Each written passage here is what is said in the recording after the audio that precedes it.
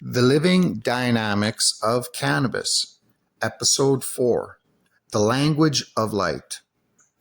Light is one of the most powerful forces shaping the life of cannabis, yet it is also one of the most misunderstood.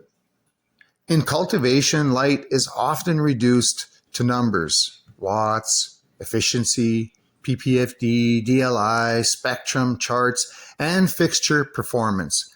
These measurements are valuable, but they only describe part of the relationship. The plant does not experience a light fixture, a brand name, or a marketing claim.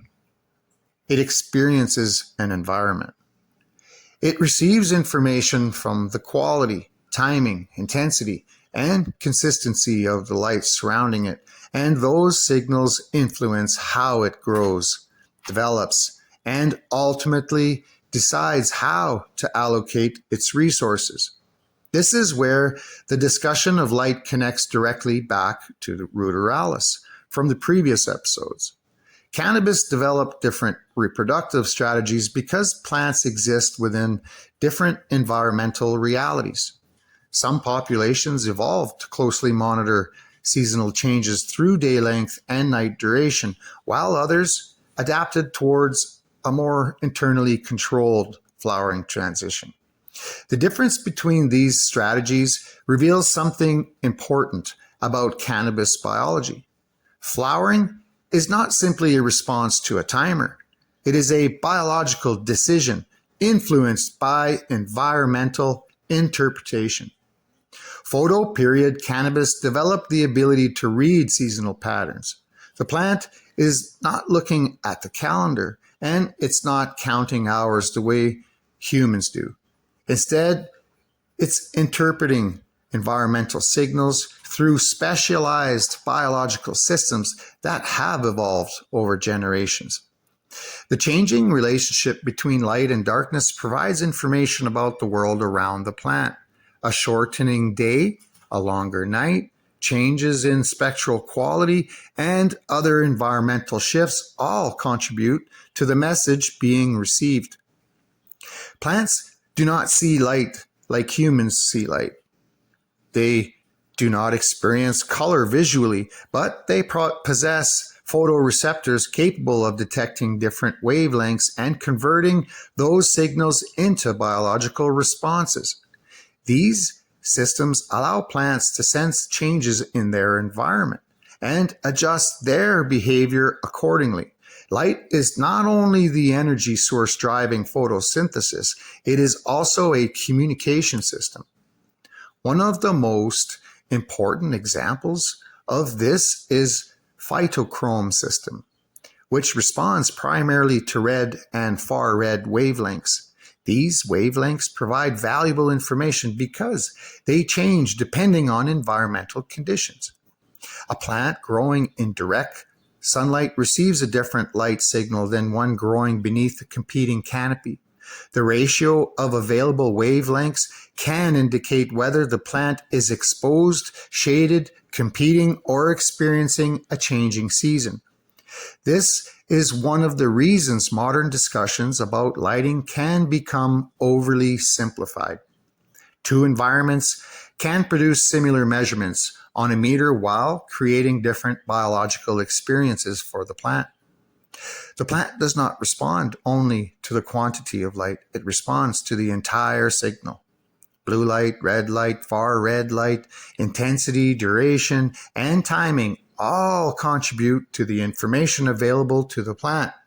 These signals influence development, structure, resource allocation, and reproductive timing. The plant is continuously interpreting its environment and adjusting its internal processes based on what it receives. Darkness is one of the most important parts of this communication system. Many growers think of the dark cycle as simply the time when the lamps are turned off, but biologically, darkness is not empty time. It is part of the message. For photoperiod sensitive cannabis, the uninterrupted length of the night provides information about seasonal progression. The plant uses that information to determine whether environmental conditions suggest it is time to transition towards reproduction. This understanding is what makes the gas lantern technique such an interesting and historically important example of human interaction with plant biology. The technique is not simply a lighting schedule designed to save electricity. It represents something much deeper. Humans discovering that plants could be influenced by changing the signals they receive. The gas lantern technique uses a short interruption of light during what would otherwise be a continuous dark period. A commonly described schedule uses 12 hours of light, followed by 5.5 hours of darkness, 1 hour of light interruption, and then another 5.5 hours of darkness. The purpose of that 1 hour interruption is not to provide significant energy for photosynthesis.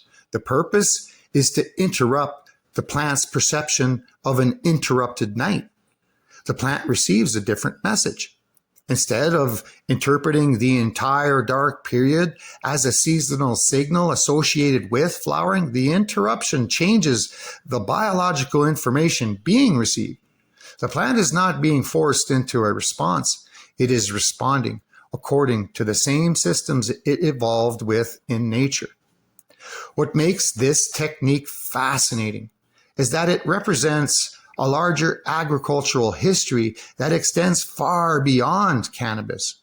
Humans have manipulated flowering and growth timing in valuable crops for generations. Ornamental plants, greenhouse crops, and commercially important flowering species have all been managed through an understanding of photoperiod responses. Long before the exact mechanisms were understood, growers observed that plants responded to changes in light timing.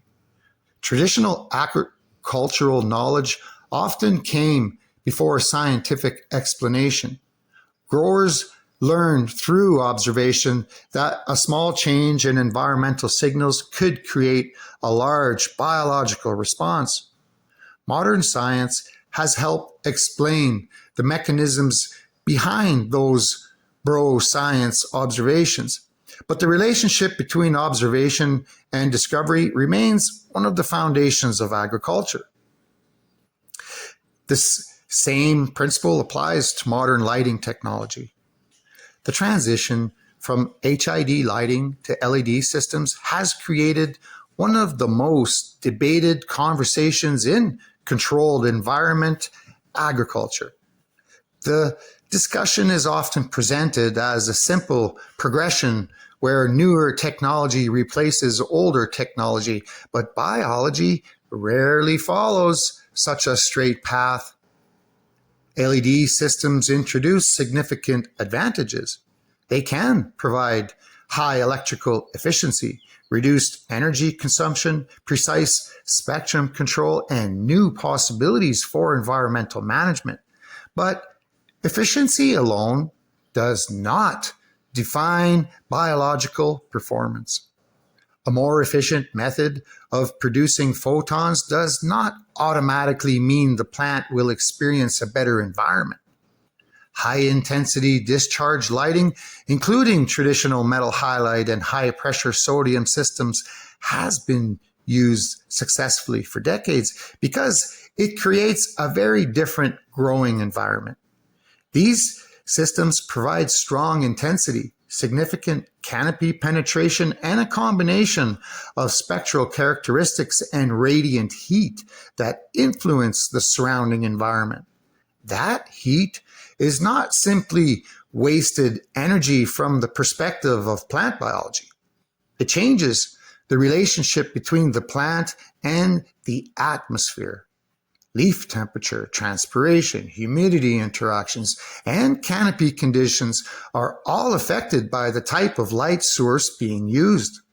LED systems change those conditions. Reduced radiant heat, different spectral distribution, Fixture placement and altered environmental interactions create a different biological experience for the plant. Neither technology should be judged only by marketing claims or efficiency numbers because the plant is responding to the complete environment. The plant does not know whether photons came from an LED diode or a high-pressure sodium lamp, sunlight, or another source. It responds to the signal. This is why experienced cultivators continue to debate lighting systems.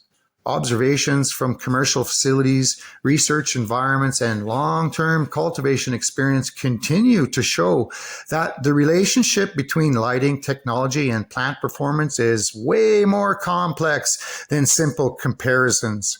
Some facilities have experimented with combinations of technologies because they recognize that different light sources contribute different characteristics to the growing environment. The future of lighting may not be about declaring one technology the winner. It may be about understanding what each technology provides and how those characteristics interact with the plant. This becomes especially important when discussing secondary metabolism and environmental stress. Plants are not passive machines that simply convert inputs out into outputs. They are constantly balancing growth, survival, and reproduction. Environmental conditions can influence how resources are distributed throughout the plant, including the production of protective and signaling compounds. The relationship between stress and quality is often oversimplified. Stress is not automatically beneficial. Too much stress reduces performance and creates instability. The important factor is the type, intensity, duration, and timing of the signal being received. Light is part of that equation.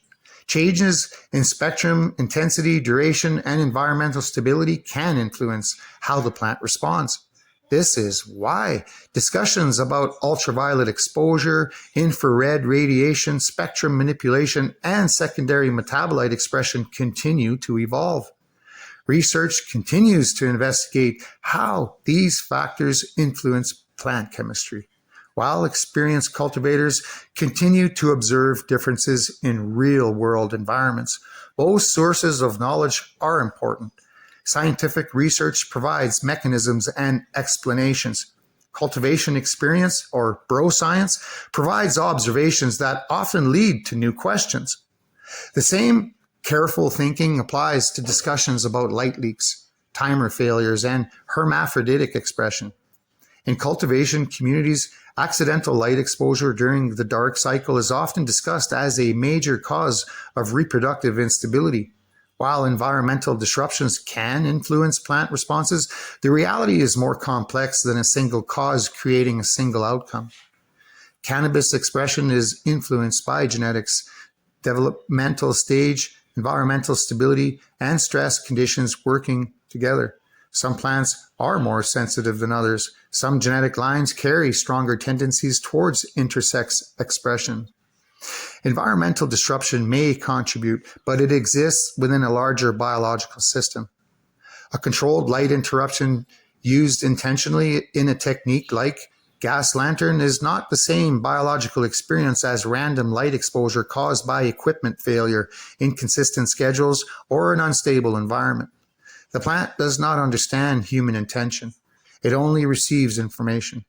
A predictable signal and an unpredictable disruption are two completely different messages. This is the larger lesson behind cannabis and light. Cultivation is not simply about forcing a plant into a desired outcome. It is about understanding how the plant interprets the environment and learning how to work within those biological systems. From natural seasonal adaptation to Ruderalis flowering strategies to ancient agricultural techniques, to modern controlled environments, humans have been studying the same relationship for generations. The plant has always been communicating. The challenge has been learning how to read and listen. Light is not just a resource, it is a language. And every lighting decision inside a cultivation environment is part of a conversation between human intention and biological response.